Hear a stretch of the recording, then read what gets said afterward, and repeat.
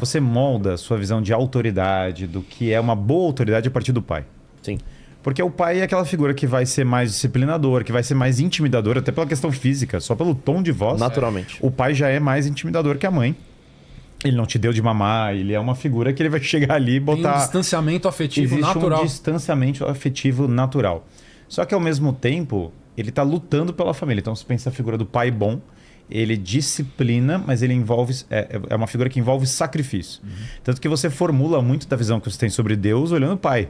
Sim. Porque você fala, poxa, ele tá lá, ele tá um pouco distante, eu não enxergo ele necessariamente na minha vida, mas ele me ama, ele tá zelando por mim, né? Tanto que se fala isso, a figura de Deus Pai. Perfeito. Agora, e quando você olha sua mãe, você aprende também muito do que é a misericórdia, o acolhimento, porque se você perde a mãe na casa, não tem casa. A casa se despedaça. A mãe tem aquele elemento aglutinador, ela une todo mundo, ela cria o lar, ela cria aquele clima de aconchego. Se você confunde o que é o papel do homem e o que é o papel da mulher, você tem uma visão negativa do que é a autoridade, você se sente toda hora abandonado, ultrajado, me largaram, toda autoridade é má. Aliás, um efeito, né, isso já, nossa, 1 milhão de vezes estudado já, é que a ausência paterna te faz ver toda a autoridade com desconfiança. Perfeito. Então você olha que tudo que é autoridade, sei lá, se tem um policial, ele tem que ser malvado. Se tem algum tipo de liderança, ela tem que ser malvada, porque, de fato... aquela formação, aquela figura que você deveria ter visto como uma figura importante não estava lá. E a aderência com o arquétipo do rebelde também, que tende a se manifestar na idade juvenil, ele fica ao longo da vida todo presente. Permanece o adolescente. Permanece o adulto, ele pode ter 50 anos, ele ainda é o juvenil rebelde que não quer se conformar a nenhuma sistema de ordem, porque ser anti-ordem ou anti-autoridade é o que traz significado para a vida dele. Perfeito. E aí você pensa que toda figura de ordem é ruim, mas qual o problema? Você pensa, não, o uso da força é ruim. Qualquer tipo de uso de força é ruim porque ele é uma ameaça. E aí vamos falar assim, mas os homens cometem a maior parte dos homicídios e os homens que lutam nas guerras, então os homens são maus. Bom, mas o problema é que toda ameaça é cessada também pela força. E na verdade, quando chega alguém para te atacar, o que cessa esse ataque é a força. Então, na verdade, quando você tem as pessoas que vão arriscar a vida para salvar outras, quando você tem as pessoas que vão arriscar a vida, realmente entregar a vida para proteger outras pessoas, primordialmente na história da humanidade, são homens. Isso é natural. O valor não está na força, então. Ele está em algo que precede a força, que é o alinhamento a que essa força se submete. Que é o sacrifício, que é um amor a uma ordem maior do que a pessoa, o sacrifício da própria vida. Deixa eu comentar uma parada disso. Isso que você colocou é um negócio sensacional, porque recentemente eu estava fazendo, inclusive, uma live sobre essa questão da masculinidade, e é um entendimento assim que as pessoas precisam ter. A partir do momento que a gente começa a promover essa ideia de que o homem precisa ser forte, a primeira força que ele vai ter que desempenhar dentro de uma casa é a força contra si mesmo, né? Contra si. A primeira pessoa que a gente tem que defender a nossa família é contra a gente. Porque, enfim, eventualmente vai acontecer a necessidade da defesa de uma força física contra um ladrão, contra algum... Vai acontecer. É provável que aconteça em algum momento da vida ao longo de muitos anos. Mas o que vai acontecer diariamente é a necessidade desse homem ele não ser frágil. Ser forte o suficiente para, primeiro, defender a família de si mesmo, de seus ímpetos de ser irado, de criar as coisas... É muito engraçado alguém chegar e falar assim, vocês são tudo machistas.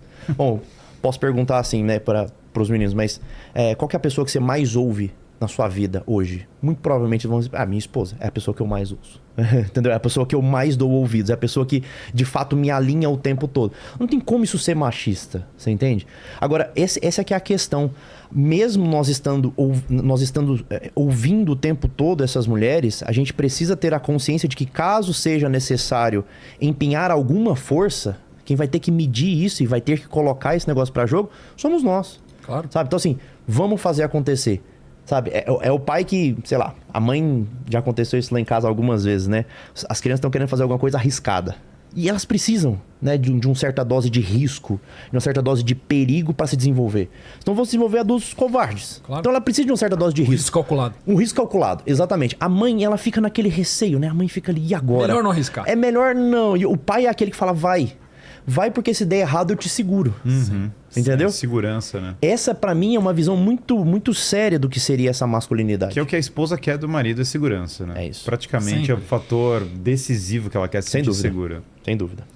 E também tem uma coisa que você sabe que Perfeito, a primeira luta do homem contra si mesmo é contra os seus próprios defeitos, contra é a busca por uma vida moral. O heroísmo, claro, decorre dessa capacidade de vencer a si mesmo. Logo, você também enfrenta outros desafios para o bem das pessoas ao seu redor.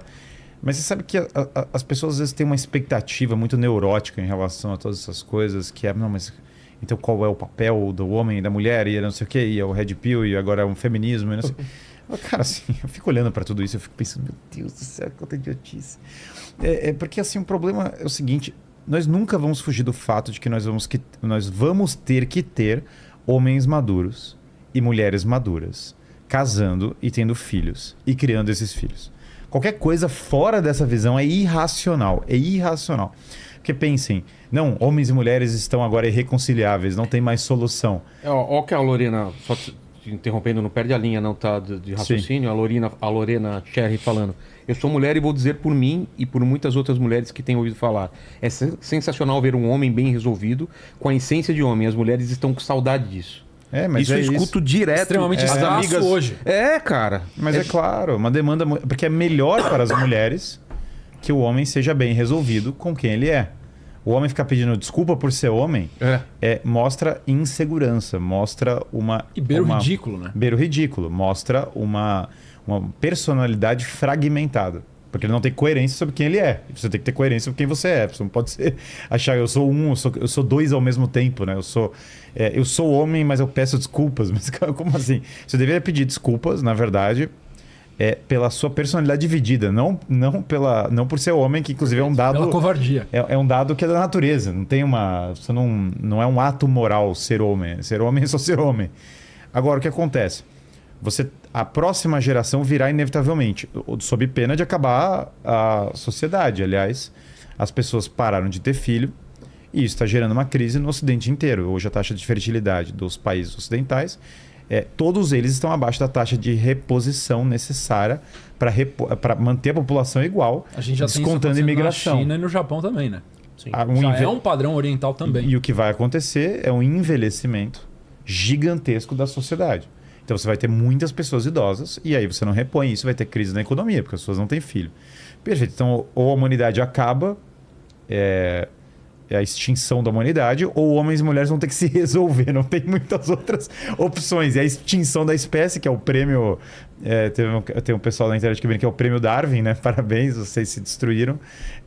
Mas eu acho que isso é um caminho que a gente não deveria seguir. Ou nós vamos ter que nos alinhar. Então, a partir do momento que homens e mulheres têm que se resolver, o homem tem que ser maduro e a mulher tem que ser madura. E a mulher vai ser madura enquanto mulher e o homem vai ser maduro enquanto homem. Naturalmente é assim. Assim como você tem que ser maduro enquanto pai e enquanto mãe. E o ápice da masculinidade, o ápice da feminilidade, até porque é isso que define muito do que é o papel sexual, é a paternidade. Esse é o ápice da masculinidade. E a maternidade, que é o ápice da feminilidade. Perfeito. Porque quando você pensa assim, você fala, quem é o homem, né? Quem é o ápice do homem? Aí a gente tem várias visões falsas. O pegador, o baladeiro, o cara que compra o carrão, o cara que mostra, não sei o que tira foto mostrando o muque, o cara não sei o que. Tudo muito bacana, mas isso, em grande parte, isso são símbolos de afetação de força. Muito legal. O cara tá querendo mostrar o poder dele. Eu tenho um carrão. Olhem como eu sou poderoso. Muito legal e tal. Aquela falsa sensação da segurança que não serve, né? Porque a gente fala muito isso da ideia de segurança, que o homem tem que passar a segurança.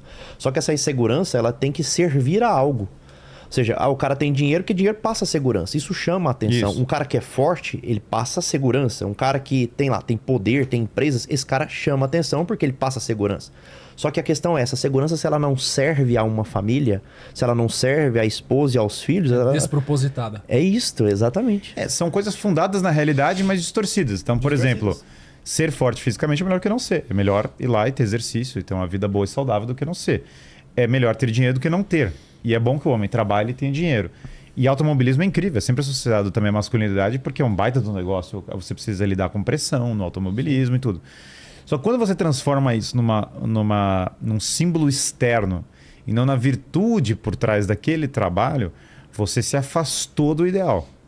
E o ideal masculino, ele sempre vai chegar no seu auge na paternidade, porque todos nós temos isso dá de maneira muito profunda na nossa alma, na nossa psique. É um desejo... É um algoritmo básico. Básico. Todos nós temos esse desejo. Nós queremos ter bons pais e ser bons pais. Então, quando o cara olha o homem pai sempre vai ser mais forte porque ele fala assim, olha, ele tá pegando aquela criança que é frágil e ele tá falando, olha, eu vou te proteger, eu vou garantir que vai dar certo, essa família vai ter que dar certo. É importante pontuar que não é a capacidade de geração de filhos. É o sacrifício intencional e voluntário da função, do ofício paternal. Isso. Embora, historicamente, a fertilidade também é um símbolo poderoso disso. Porque, claro. Inclusive no Império Romano, o seu status como homem era definido pela quantidade de filhos que você tinha. Inclusive, eles adotavam. Quando eles não podiam ter filhos, eles adotavam, porque o cara pensava assim, não, precisa adotar crianças para... Vários imperadores eram filhos adotivos. Vários imperadores eram filhos adotivos. Porque o exercício da paternidade, ele acontece exatamente no dia a dia.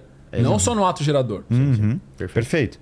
Então... E não é por acaso também que a Imago Dei é traduzida como Deus Pai. Como Deus Pai. E aí, claro, você tem a figura... quando você pensa, sei lá, as pessoas no Evangelho, vai ter São José trabalhando. Ele está transformando a madeira, ele está lidando com a realidade. Então, o pai, você vê ele ali lidando com a realidade, sacrificando. Fala, quando eu tenho que fugir para o Egito, deixa... Vamos aqui, vamos para o Egito, entendeu? Segura aqui. Toma a frente, velho. Segura, toma a frente e vamos... Tá arriscado demais ficar aqui. E vamos embora. Vamos ter que proteger essa casa. Perfeito. Assim como você tem o homem corrompido, que é o Idumeu, que é o Herodes, que é o homem inseguro. Por que o Herodes é um símbolo de insegurança? Porque ele quer arrancar as crianças com medo de perder o poder. Sim. Então ele é tão inseguro que ele tem medo dos bebês. Esse é o nível, a paranoia e a insegurança, porque ele tem um poder que não é legitimado na virtude. É a mesma insegurança que você vê, por exemplo, na relação entre Saul e Davi. Sim. Saul se sente inseguro quando ele vê Davi crescendo. Davi que é um menino. Mas é que Davi foi lutar as batalhas que Saul não estava querendo ir lá enfrentar. Então, a figura do homem seguro, ele se alegra quando ele vê outro homem se desenvolvendo. Tem até um filme famoso do John Wayne, né? Aquele Red River, que começa a se desenvolver o menino e depois eles começam a rivalizar pela mulher, eles querem se matar. Sim. E aí a conclusão do filme, dando spoiler de um filme de 70 anos, é que eles se abraçam. E aí chega uma hora que eles falam, cara, chega disso aqui, entendeu? Não existe isso. Porque no caso dos homens, esse espírito da caridade leva o pai a não só querer ser, eu quero ser o topo da hierarquia aqui, mas eu também quero que esse menino que eu estou forjando seja alguém forte que possa também prover e levar adiante a cidade. Ele ocupa esse espaço eventualmente. Ele ocupa esse espaço eventualmente, você passa bastante. Existe transferência de legado. Um elemento de herança, né? E ao mesmo tempo, o pai, em relação à filha, ele vai moldar a visão que a filha vai ter do homem que ela vai procurar para a vida dela. Ela vai naturalmente construir a visão dela de tudo que é masculino. E é triste, porque algumas mulheres têm a visão negativa dos homens também, porque tiveram um exemplo, infelizmente, não tão bom em casa. E isso também acaba gerando uma espiral que, infelizmente, ela olha e fala, os homens são todos ela não complicados. consegue discernir o homem bom do homem comum ou mal. O bonzinho do homem fraco. Hoje em dia a gente ou tem o homem mau, esse é fácil de ser identificado via de regra. Mas o problema é que a mulher acaba se afastando do homem bom para buscar o bonzinho, né? Porque parece que o bonzinho, ele é menos perigoso nesse sentido. Só que esse que é o mais perigoso, aquilo que a gente estava falando, né? O bonzinho é aquele homem que ele não... No fundo, ele é um covarde.